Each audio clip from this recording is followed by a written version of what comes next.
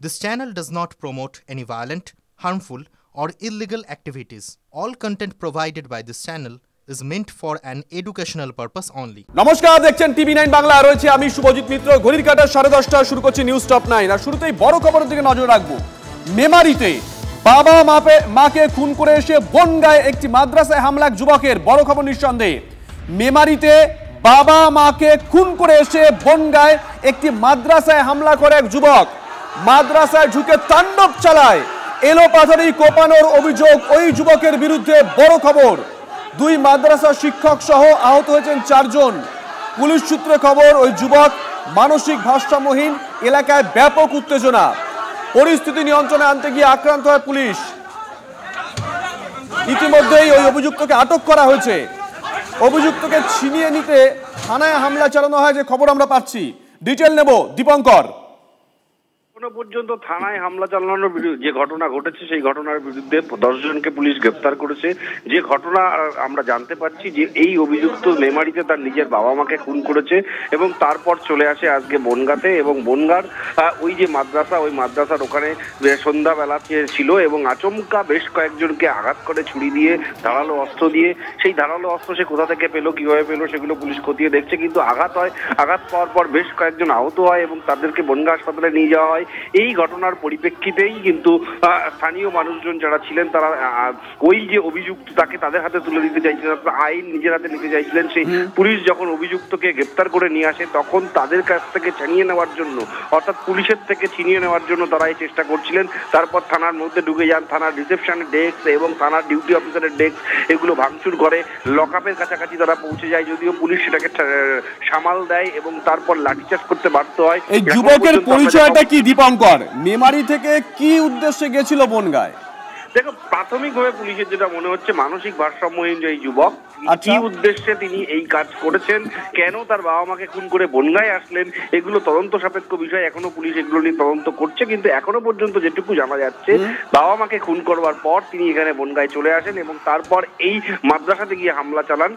এবং police super যেটা বারবার বলছেন, এর সঙ্গে কোনো কমিউনাল সম্পর্ক নেই, কিন্তু সম্পূর্ণরূপে একটা ইনসিডেন্ট, একটা মানসিক ভারসাম্যহীন লোকের। পুলিশের তরফ থেকে সোশ্যাল মিডিয়ায় যা পোস্ট করা হচ্ছে আমজনতার উদ্দেশ্য, দীপঙ্কর সঙ্গে দেখো, সেটা আমরা দেখাচ্ছি। আমরা দুটো উইন্ডো করে দেখাচ্ছি। দেখুন, একটা আমরা দেখাচ্ছিলাম যে থানায় হামলা করা হয়েছিল, ওই অভিযুক্তকে ছাড়িয়ে নিয়ে যেতে চাওয়া হয়েছিল।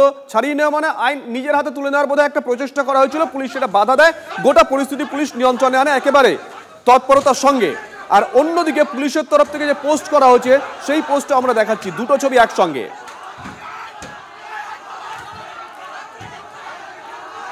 পুলিশের তরফ থেকে জানানো হয়েছে ওই যুবক মানসিক ভারসাম্যহীন। ধরা পড়ার পর তিনি যে কথাবার্তা বলছিলেন তার মধ্যেও কিন্তু অসংলগ্নতাই প্রকাশ পেয়েছে। একবার শুনুন, বুঝতে পারবেন। পুলিশকে মার না, ঘুষ না দিয়ে এটা পুলিশকে মার। এইসব সুমন্দিরের জন্য সবার বদনাম। ওর বান্ধবীর মেয়ে আরজি করতে করলো, ওদেরকে মার গায়ে মা বাবার গলা কেটে এসেছে জানিস। পুলিশের তরফ থেকে কি বলা হয়েছে শোনাই।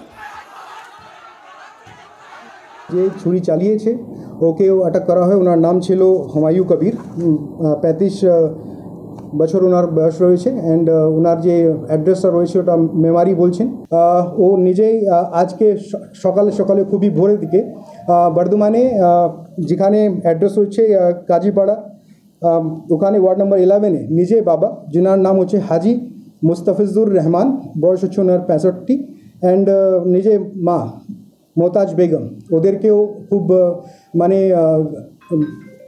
মার্ডার করে ওখান থেকে পালিয়ে এসছে।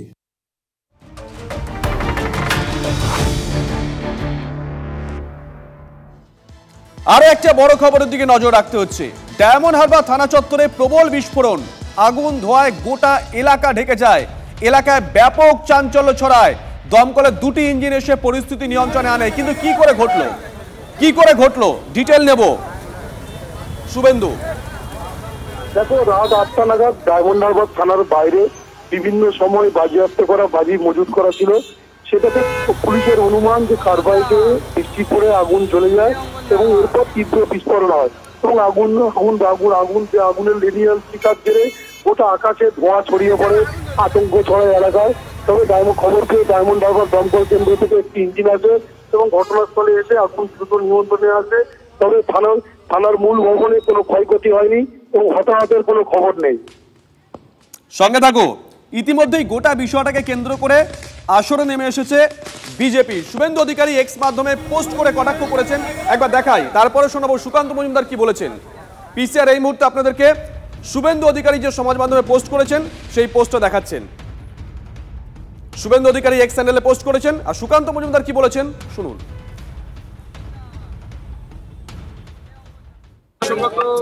এলাকা যেটা সেখানে তো মাঝে মাঝে ব্লাস্ট হয়, ওখানে তো উন্নয়নের ব্লাস্ট হয়, আপনারা দেখতে পান না? আমি তো বলে দিয়েছি প্রতি 2 মাস 3 মাস অন্তর পশ্চিমবঙ্গ বোম ফাটবে। সেটা অবৈধ বাজি কারখানা হতে পারে, অ্যামোনিয়াম নাইট্রেট ধরা পড়তে পারে, জিলাটিন স্টিক ধরা পড়তে পারে। আপনি দেখে নেবেন, গত আমি 2 মাস 3 মাস আগে ঠিক বলেছিলাম, এবার হলো, আবার 2 মাস পরে আবার হবে। শোনা যাচ্ছে পুলিশের পক্ষ থেকে বলা হচ্ছে পুরনো যে বাজি ছিল সেগুলো নাকি ব্লাস্ট। ওই তো অবৈধ বাজি কারখানা সব ওটাই হবে, ওটাই চলবে।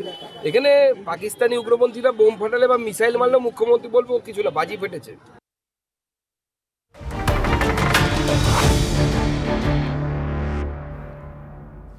আরো একটা বড় খবর, ব্যাক টু ব্যাক। অসমের প্রত্যন্ত সীমান্ত অঞ্চলের বাসিন্দাদের বৈধ আগ্নেয়াস্ত্র রাখার অনুমতি দেওয়ার সিদ্ধান্ত হিমন্ত বিশ্ব শর্মা মন্ত্রিসভার। কিন্তু কেন এই সিদ্ধান্ত নিয়েছে অসম সরকার, কেন সায়ন্ত? যেটা জানা যাচ্ছে অসম প্রশাসন সূত্রে, যে অসমে বেশ কিছু সীমান্ত এলাকা রয়েছে, যে সীমান্ত এলাকায় মূলত বাংলাদেশের দিক থেকে একাধিক সময় অনুপ্রবেশকারীরা ঢোকে এবং যারা ভারতীয় ভূখণ্ডে যারা বসবাস করে, অর্থাৎ যারা ভারতীয়, তাদের ওপর চড়াও হয়, এমনকি তাদের ঘর বাড়ির ওপর আক্রমণ করে বলে অভিযোগ। এরপরে বিষয়টি বারবার করে অসম প্রশাসনের কানে যায় এবং কিছুদিন আগে অসমের মুখ্যমন্ত্রী হেমন্ত বিশ্ব শর্মা তিনি জানিয়েছিলেন এর ব্যাপারে তিনি কড়া পদক্ষেপ করবেন।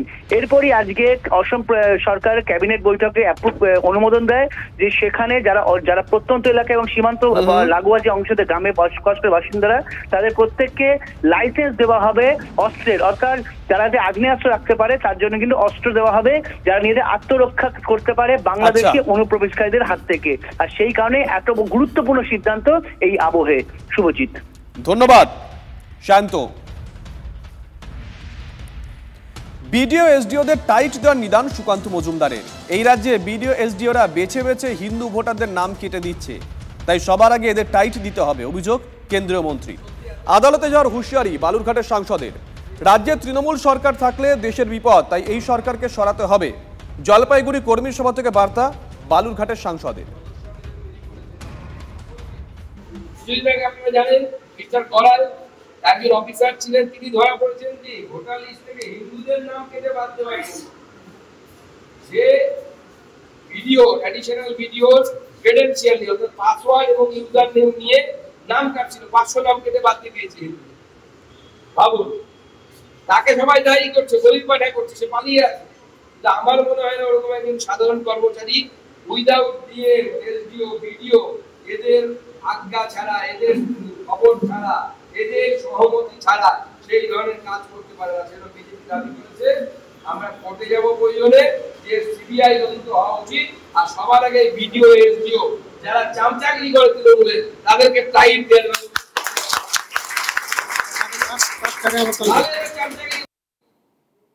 এদিকে নিজের অফিসিয়াল ফোন নাম্বার থেকে কংগ্রেস নেতাকে হুমকি বিডিওর, হোয়াটসঅ্যাপ গ্রুপকে হুমকি গালিগালাজ করা হয়েছে এমনটাই অভিযোগ। বিডিওর বিরুদ্ধে জেলা শাসকের কাছে অভিযোগ কংগ্রেস নেতার। মালদার হরিশ্চন্দ্রপুর 2 নম্বর ব্লকের ঘটনা। ব্লকের ঠিকাদারদের নিয়ে একটি হোয়াটসঅ্যাপ গ্রুপ রয়েছে, সেই গ্রুপে রয়েছেন বিডিও।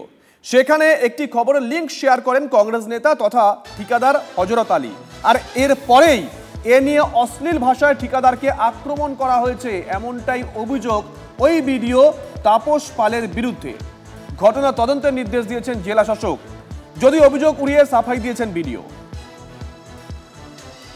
হরিশ্চন্দ্রপুরের প্রাক্তন বিধায়ক মুস্তাক সাহেব রতুয়ায় একটা গন্ডগোল হয়েছিল, সেই গন্ডগোলে উনি গিয়েছিলেন। ওই গন্ডগোলের যে ভিডিওটা, খবরটা আমি পোস্ট করে দিয়েছিলাম। এবার বিডিও একটা আধিকারিক, বিডিও সাহেব আমাকে যেভাবে গালিগালাজ করেছে অকথ্য ভাষায়, বিডিও সাহেব তো বিডিও সাহেব নয়, ও শাসক দলের মানে চেয়ারে বসে শাসক দলের দালালি করছে। ও বুঝতে পারলেন? আমি অলরেডি এসডিও ডিএমকে অভিযোগ আমি করেছি, আরও প্রয়োজন হলে আমি নবান্ন তাক যাব, কমপ্লেন করব বিডিও সাহেবের বিরুদ্ধে। ওটা আমার অফিসের মোবাইল নাম্বার, তো ওই অফিস মোবাইল নাম্বারটা তো সবার হাতেই যায়, এখানে দুনিয়ার ওটিপি আসে এবং তারা লগ ইন করে মোবাইলটা ফেরত দিয়ে যায় আমাকে। ওটা অফিস, ওটা আমার পার্সোনাল নাম্বার নয় ওটা। আর এটা আমি আমার হাতেই রেখেছি সবসময়। হ্যাঁ, না মোবাইল তো আপনার হাতে, আপনার না থাকে না, ওটা যায় সবার হাতে যায়, দোতলায় যায়, তিনতলায় যায়, সবখানেই যায় ওটা। মানে আপনার মোবাইল অন্য কেউ ইউজ করে? কেন করবে না? ওটিপি যখন আসবে লগ ইন করতে হবে না?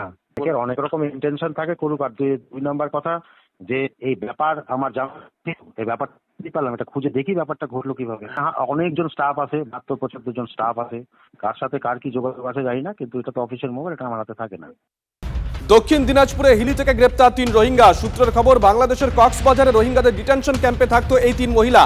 সূত্র মারফত খবর পেয়ে হিলি বাজার এলাকায় অভিযান চালায় পুলিশ। গ্রেপ্তার করা হয় 3 মহিলাকে।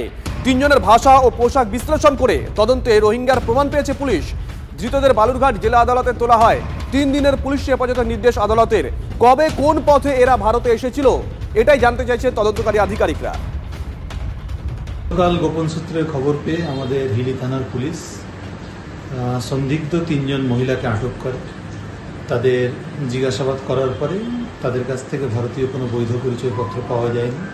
তার বেসিসে তাদেরকে আটক করা হয়। আটক করার পর জিজ্ঞাসাবাদ করা হয় এবং জিজ্ঞাসাবাদে যেটুকু জানা যায় যে তারা বাংলাদেশের দিক থেকে এসছেন, কিন্তু বাংলাদেশের ন্যাশনালিটিও তাদের কাছ থেকে আমরা পাইনি। আজ তাদেরকে কোর্টে ফরওয়ার্ড করা হলো। মহামান্য আদালত 3 দিনের পুলিশ কাস্টডির অর্ডার দিয়েছে।